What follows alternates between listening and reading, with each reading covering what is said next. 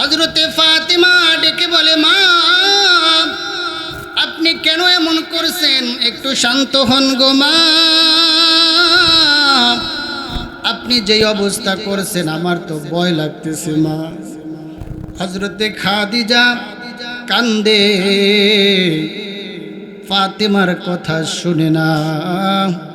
আবার হযরতে ফাতেমা নবীজিকে খোঁজার জন্য বের হইছেন। নবীজি মক্কা শরীফের ঘরের মধ্যে উনি নিজেও মুরাকাবারত আছেন। হযরতে ফাতেমা নবী সাল্লাল্লাহু আলাইহি সাল্লামের কাপড়ে একটু আলতোভাবে টান দিলেন। নবী সাল্লাল্লাহু আলাইহি ওয়াসাল্লাম উপরের দিক চেয়ে দেখেন ফাতেমা দাঁড়ায় আছে। ফাতেমার চেহারা খুব মলিন। নবীজি বলেন, ফাতেমা কি ব্যাপার, তোমার চেহারা এত মলিন কেন বলো? ফাতেমা বলে, আব্বু ঘরের মধ্যে আম্মা খুব চিল্লাচিল্লি করতেছে আর গৈরাগরি করতেছে, তাড়াতাড়ি ঘরে চলেন। আমার ভাইয়েরা বন্ধুরা, পর্দার আড়ালের মা নবীজি ঘরে আসছেন। আয়েশা বলে, ও খাদিজা একটু শান্ত হও, তুমি কেন গড়াগড়ি করতেছ? এবার খাদিজা ডেকে বলে, ইয়া রাসূলুল্লাহ আমি কিভাবে শান্ত হব? আপনি তো বলছেন জিকির করার পূর্বে কবরের মুরাকাবা করার জন্য। আমি কবরের মুরাকাবা করতেছি নবী গো। আমি চিন্তা করে দেখছি দুনিয়ায় যখন কোনো মানুষ অসুস্থ হয়, কত মানুষ খোঁজখবর নেওয়ার জন্য আসে, কত মজার মজার খাবার নিয়ে আসে, জিজ্ঞেস করে শরীরটা এখন কেমন, উন্নত চিকিৎসার জন্য পরামর্শ দেয়। কিন্তু গো ইয়া রাসূলুল্লাহ মানুষগুলো যখন জাহান্নামের আগুনে জ্বলবে কেউ কাউকে সহযোগিতা করবে না, কেউ কারো কোনো খবর নেবে না ইয়া রাসূলুল্লাহ। এজন্য ওই জান্নাত ওই জাহান্নামের আগুনের ভয়ে আমার শরীরে বেচैन হয়ে গেছে, আমি বেকরার হয়ে গেছি গো ইয়া রাসূলুল্লাহ। আমাকে জাহান্নামের আগুনের চিন্তা আমাকে কান্না করায়। সুবহানাল্লাহ। আমার ভাইয়েরা বন্ধুরা, আমি জিজ্ঞেস করি হযরতে খাদিজা কিন্তু একজন জান্নাতি মহিলা, আল্লাহ আগেই সুসংবাদ দিয়েছেন এবং আরশে আজিম থেকে জিবরাইলের মাধ্যমে সালাম জানাইছেন। তাহলে বলেন খাদিজার দাম আল্লাহর কাছে আছে না না? খাদিজার দাম আল্লাহর কাছে বহুত। ওই খাদিজা জাহান্নামের আগুনের ভয়ে কান্দে, ওই খাদিজা জাহান্নামের আগুনের ভয়ে কান্দে। আমার আপনার একটু চিন্তা করার দরকার। ও পর্দার আড়ালের মা, আমার আপনার একটু চিন্তা করার দরকার। ওই জাহান্নামের ভয়ে আমি কয়দিন কাঁদছি, ওই জাহান্নামের আগুনের ভয়ে আমি কয়দিন চোখের পানি ফেলাইছি। আচ্ছা বলেন দেখি, ওই জাহান্নামের ভয়ে কান্না করার দরকার আছে না না? ওই জাহান্নামের ভয়ে সমস্ত পাপ থেকে সমস্ত গুনাহ থেকে বেঁচে থাকার দরকার আছে না নাই? এজন্য আমাদেরকে ফিকির করতে হবে, আমাদেরকে সচেষ্ট হতে হবে যাতে করে আমি জাহান্নামের আগুনে না জ্বলি। বিশ্ব নবী বলেন, ও খাদিজা একটু চুপ করো, শান্ত হও।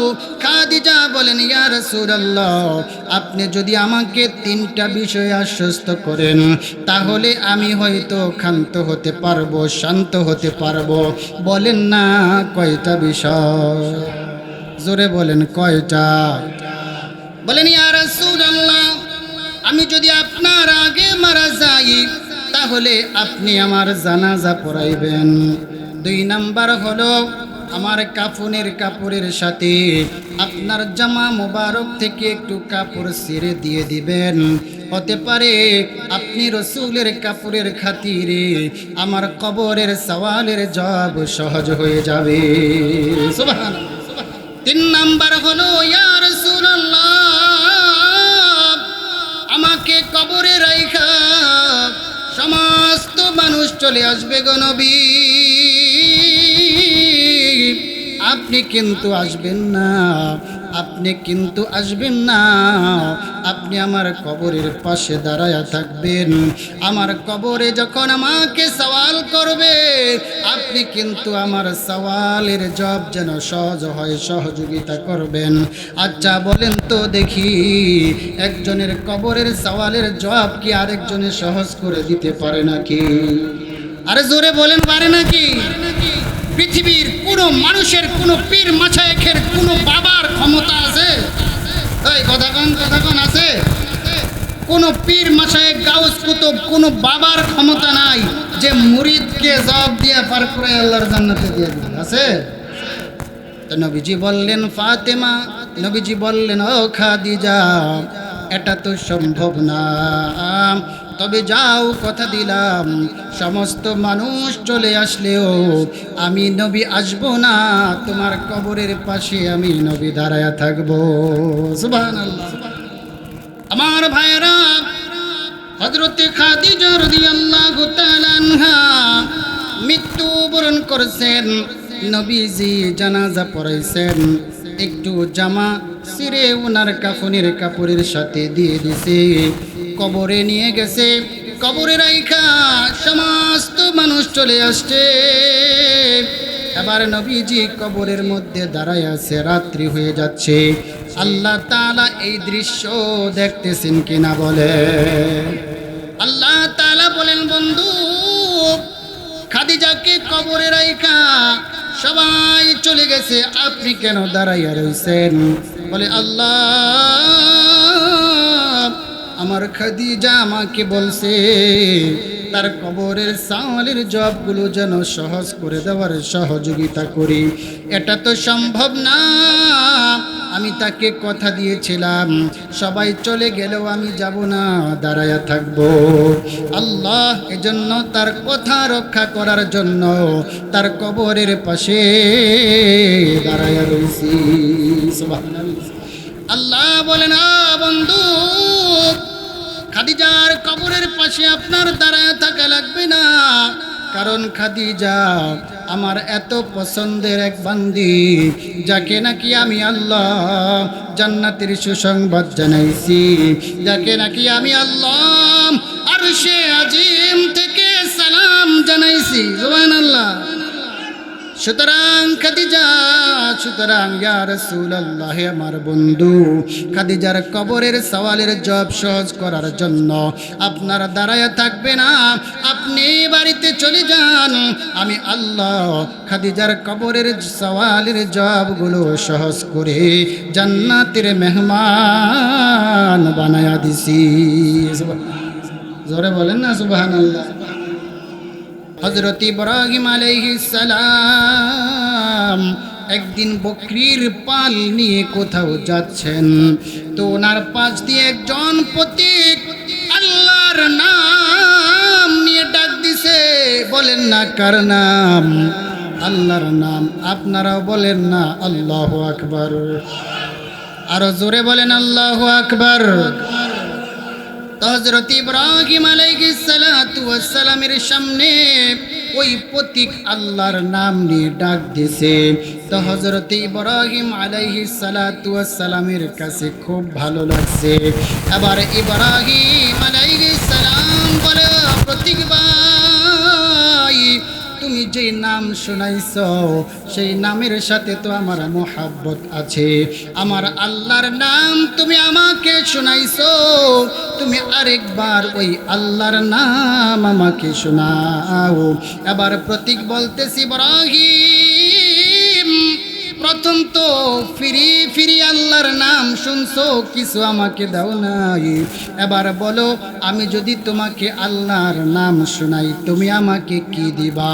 হযরতে ইব্রাহিম বলে, প্রতীক ভাই, এই যে তুমি দেখছো আমি বকরির পাল নিয়ে এক জায়গায় যাচ্ছি, যাও, কথা দিলাম, কথা দিলাম, তুমি যদি আরেকবার আমার আল্লাহর নাম আমাকে শোনাও, এই পালের অর্ধেক বকরি তোমাকে দিয়ে দিব। আরো জোরে বলেন সুবহানাল্লাহ। এবার ওই প্রতীক হযরত ইব্রাহিমকে আরেকবার আল্লাহর নাম শোনাইছে।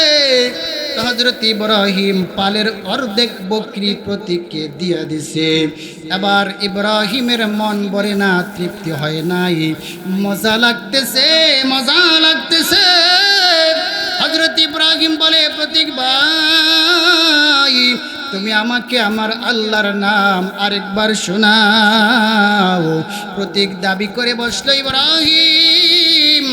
প্রথম তো শুনলা ফিরি ফিরি, দ্বিতীয়বার শুনলা বকরির পালের অর্ধেক দিয়ে দিছ, তৃতীয়বার যদি শোনাই তুমি আমাকে কি দিবা বলো? বলতেছে, ভাই দেখো না, আমার এই পালের অর্ধেক বকরি যে আছে, তুমি যদি আমাকে তৃতীয়বার নাম শোনাও, বলেন না কারণ আরেকবার যদি আল্লাহর নাম শোনাও, আমার এই পালের অর্ধেক বকরি আবার তোমাকে দিয়ে দিব। এবার ওই প্রতীক আবার আল্লাহর নাম শোনাইছে, কিন্তু দিল ভরে না, শুধু মজাই লাগে। আচ্ছা বলেন তো, আল্লাহর নামের জিকির কইরা কেউ বিরক্ত হয়েছে নাকি? কথা বলেন, হয়েছে নাকি? কোরআন শরীফ পড়তেছে, কেউ বিরক্ত হয়েছে নাকি? সুবহানাল্লাহর জিকির করে, আলহামদুলিল্লাহর জিকির করে, লা ইলাহা ইল্লাল্লাহ বলে, আল্লাহু আকবার বলে, এগুলো বললে কি কেউ বিরক্ত হয় নাকি? আমার ভাইরা, তো তৃতীয়বার শুনাইছি ইব্রাহিমের কাছে শুধু মজার মজা। আল্লাহু আকবার বলেন, মজার মজা। এবার ইব্রাহিম নবী বলে, প্রতীক ভাই, তুমি আমাকে আরেকবার আমার মালিকের নাম শোনায়া দাও। সুবহানাল্লাহ। এবার প্রতীক বলে, ইব্রাহিম প্রথমবার শুনলা ফিরি ফিরি, দ্বিতীয়বার শুনলা অর্ধেক বকরি দিয়ে দিছ, তৃতীয়বার শুনলা বাকিগুলো দিয়ে দিয়েছ, চতুর্থবার শুনলে তুমি আমাকে কি দিবা? দেওয়ার মতো তো কিচ্ছু নাই। এবার হযরত ইব্রাহিম চোখের পানি ছেড়ে দিয়ে কান্না করে আর বলে, ও প্রতীক ভাই,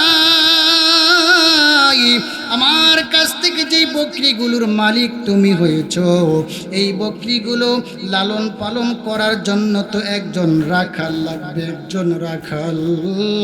যাও যাও, কথা দিলাম, তোমার এই বকরিগুলো লালন করার জন্য আমি তোমার রাখাল হইয়া বকরিগুলো লালন পালন করে দিব। এবার প্রতীক ডাক দিয়ে বলে, ও ইব্রাহিম, আমি দুনিয়ার কোনো মানুষ না, আমি আল্লাহর তৈরি নূরের ফেরেশতা। আল্লাহ আমাকে তোমার কাছে পাঠাইছে তোমাকে পরীক্ষা করার জন্য। আল্লাহর নামের মহাব্বত তোমার কাছে বেশি না তোমার সম্পত্তির মহাব্বত বেশি? তোমাকে পরীক্ষা করার জন্য আল্লাহ তাআলা আমাকে তোমার নিকট পাঠাইছে। ও ইব্রাহিম, তুমি আল্লাহর পরীক্ষায় পাশ হয়ে গেছো, নাও নাও তোমার বকরির পাল তুমি নিয়ে নাও। এবার জিজ্ঞেস করি, আল্লাহর নামের মজা আছে না না? আর জোরে কর না, আছে না নাই? এজন্য জিকির করতে রাজি তো ইনশাআল্লাহ?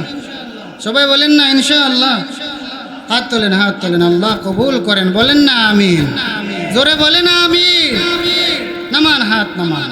শোনেন, আমল যদি ধরেন তাহলে জীবনের মন ঘুরবে, আল্লাহর কাছে দাম বাড়বে। ওয়াজ বহুত শুনছেন, আরো শুনতে পারবেন। কত ওয়াজ মাহফিল হবে দেশে, অনেক হবে, কিন্তু শুনলেন আর আসলেন আর গেলেন। 60-70 বছর ধরে ওয়াজ শুনতেছেন, এমন মুরব্বী আছেন না নাই কোন? কিন্তু এখনো পর্যন্ত সকালে 100 বার সুবহানাল্লাহ, বিকালে 100 বার সুবহানাল্লাহ শুরু করেন নাই, এমনও তো আছে, আছে না? তো 70 বছর ধরে ওয়াজ শুনতেছেন তো, কিন্তু আপনি তো আমল ধরেন নাই, কিন্তু শুনতেছেন, কিন্তু কি করেন নাই? ধরেন নাই। আমল ধরার দরকার আছে না নাই? সবাই জবান খোলেন, আছে না নাই? আমার ওয়াজ হয়তো আপনার কাছে ভালো না লাগতে পারে, যে নাতি আজকে কি কইতেছো, কিন্তু এটি দরকার আছে না নাই? ভালো লাগার দরকার নাই, আমল ধরায় দেওয়া দরকার। কি কথা বলেন, ঠিক না? আমার এই এতক্ষণের ওয়াজে যদি আমি একজনকে শুধু কেবলমাত্র একজনকে সকাল সন্ধ্যার জিকিরটা ধরায় দিতারি, আমি মনে করি আলহামদুলিল্লাহ আমি সফল। ঠিক না? বলেন না ঠিক না? তাহলে শুনেন জিকিরের ফজিলত, কেউ অনেক ফজিলত আছে, তো ছোট্ট করে বলছি।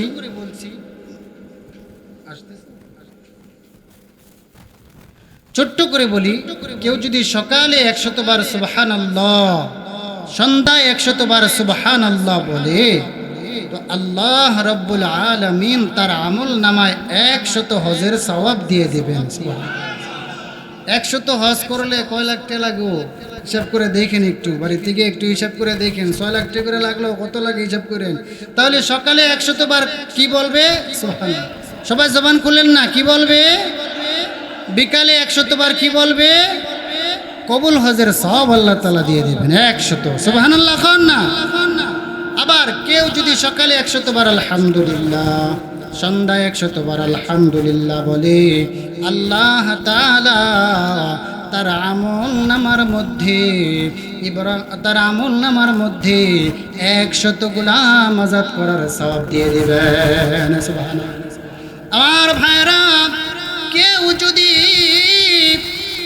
সকালে 100 বার লা ইলাহা ইল্লাল্লাহ বলে, সন্ধ্যায় 100 বার লা ইলাহা ইল্লাল্লাহ বলে, আহকামুল হাকিমিন আল্লাহ তাআলা তার আমলনামার মধ্যে ওই রকম সওয়াব দিবেন। 100 মুজাহিদ দ্বীনের পথে যুদ্ধ করলে যেমন সওয়াব হবে, সকাল সন্ধ্যা 100 বার লা ইলাহা ইল্লাল্লাহ বললে ওই রকম সওয়াব দিবেন। তো লা ইলাহা ইল্লাল্লাহ বলার দরকার আছে না নাই? বলেন না, আছে না নাই? মুসা আলাইহিস সালাম আল্লাহরে কয়, আল্লাহ আমাকে একটা আলাদা বাক্য শিক্ষা দেন, যেই বাক্য দিয়ে আমি আপনাকে ডাকবো। সুবহানাল্লাহ। তো আল্লাহ তাআলা বললেন, তুমি লা ইলাহা ইল্লাল্লাহ পড়ো। মুসা নবী বললেন, আল্লাহ এটা তো সবাই কয়, আমার একটা আলাদা দেন। তো আল্লাহ তাআলা বললেন, মুসা তুমি কি জানো এই লা ইলাহা ইল্লাল্লাহর দাম কত? এক পাল্লায় যদি 7 আসমান 7 জমিন রাখা হয়, আরেক পাল্লায় যদি কেবল লা ইলাহা ইল্লাল্লাহ রাখা হয়, তো লা ইলাহা ইল্লাল্লাহর পাল্লায় বাড়ি হয়ে যাবে। আরে জোরে বলেন না সুবহানাল্লাহ। তো লা ইলাহা ইল্লাল্লাহ সকালে 100 বার, সন্ধ্যায় 100 বার বলার দরকার আছে না নাই? আবার কেউ যদি সকালে 100 বার আল্লাহু আকবার, সন্ধ্যায় আল্লাহু আকবার 100 বার বলে, নবীজি বলেন যে সেই দিন তার চাইতে আর কেউ বেশি আমল করলো না। সুবহানাল্লাহ। আরে বলেন না সুবহানাল্লাহ। তবে 100 বারের চেয়ে বেশি যদি কেউ করে, সেটা হলো ভিন্ন কথা। সেটা কি কথা? ভিন্ন কথা। তাহলে আমি কি বললাম এতক্ষণ কি বুঝাইতে চাইলাম? 5 ওয়াক্ত নামাজ তো একদম লাজেম পড়বই পড়ব ইনশাআল্লাহ। বলেন না ইনশাআল্লাহ। এবং সকাল সন্ধ্যায় প্রাথমিক অবস্থায় কমপক্ষে 100, পর্দার আলের মা বোনেরা শুনতেছেন কিনা খুব খেয়াল করেন, 100 বার সুবহানাল্লাহ পড়ব। জবান খুলেন সুবহানাল্লাহ, আবার বলেন সুবহানাল্লাহ। সকালে কয়শো বার? সন্ধ্যায় কয়শো বার? আলহামদুলিল্লাহ। আচ্ছা, তাহলে আবার সন্ধ্যায় সকালে 100 বার আলহামদুলিল্লাহ বলেন না। আবার সন্ধ্যায় 100 বার আলহামদুলিল্লাহ পড়ব তো ইনশাআল্লাহ। বলেন না, পড়ব তো ইনশাআল্লাহ। আবার সকালে 100 বার লা ইলাহা ইল্লাল্লাহ, লা ইলাহা ইল্লাল্লাহ। সন্ধ্যায় 100 বার লা ইলাহা ইল্লাল্লাহ পড়ব ইনশাআল্লাহ। আবার সকালে 100 বার আল্লাহু আকবার, আল্লাহু আকবার। আবার সন্ধ্যায় 100 বার আল্লাহু আকবার পড়ব ইনশাআল্লাহ। তারপরে 100 বার আস্তাগফিরুল্লাহ পড়ব। আচ্ছা বলেন তো, আস্তাগফিরুল্লাহ না আস্তাগফিরুল্লাহ? ওয়াও না হামজা? আস্তাগফিরুল্লাহ বলেন না। কি কোরআনে কারীমের মধ্যে বিভিন্ন জায়গায় আস্তাগফিরুল্লাহ বিভিন্ন আয়াতের ক্ষেত্রে আসছে, ওয়াও দিয়ে আস্তাগফিরুল্লাহ এভাবে আসছে, কিন্তু সেটা আপনার জন্য না। সেটা আয়াতের তরজমার জন্য, আয়াতের ব্যাখ্যার জন্য ওয়াও আও এগুলো আসছে, কিন্তু আপনি যখন পড়েন তখন কি পড়বেন বলেন? আস্তাগফিরুল্লাহ। এবং সকালে সন্ধ্যায় 100 বার করে আস্তাগফিরুল্লাহ পড়বেন, সকালে এবং সন্ধ্যায় 100 বার করে দুরূদ শরীফ পড়বেন। বলেন সাল্লাল্লাহু আলাইহি ওয়াসাল্লাম, বলেন না সাল্লাল্লাহু আলাইহি ওয়াসাল্লাম। যেই কথাগুলো বললাম জিকিরের উপরে, আমরা সকলে ইনশাআল্লাহ সকাল সন্ধ্যায় দিক তাকান জিকির করব তো ইনশাআল্লাহ। আবার আল্লাহকে একটু হাত দেখান, আবার হাত তোলে। আল্লাহ তাআলা আমাদের সকলকে কবুল করেন, বলেন আমিন। জোরে বলেন আমিন। হুজুর চলে আসছেন, আমরা বলি আলহামদুলিল্লাহ।